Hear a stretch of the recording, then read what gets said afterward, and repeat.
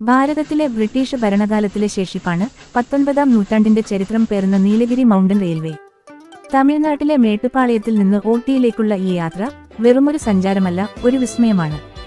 19-ാം നൂറ്റാണ്ടിന്റെ അവസാനം ബ്രിട്ടീഷുകാർ ഊട്ടിയെ മദ്രാസ് പ്രസിഡൻസിയുടെ വേനൽക്കാല തലസ്ഥാനമാക്കിയതോടെയാണ് ഈ പാതയുടെ ആശയം രൂപപ്പെട്ടത്.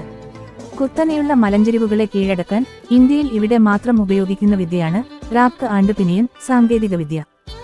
റെയിലിനടിയിലെ പല്ലുകളുള്ള പ്രത്യേക പാളിയും എഞ്ചിനിലെ ഗിയർ സംവിധാനവും ചേർന്നാണ് ഏകദേശം 4 മണിക്കൂർ 45 മിനിറ്റ് മുതൽ 5 മണിക്കൂർ വരെ സമയമെടുത്ത് സുരക്ഷിതമായി ട്രെയിനിനെ മുന്നോട്ട് നയിക്കുന്നത്.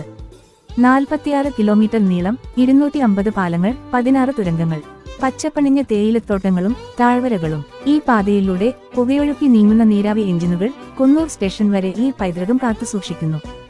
2005-ൽ യുനെസ്കോ ലോക പൈതൃക പട്ടികയിൽ ഉൾപ്പെടുത്തിയ ഈ പാത എഞ്ചിനീയറിംഗും പ്രകൃതിയും കൈകോർക്കുന്ന അപൂർവ അനുഭവമാണ്.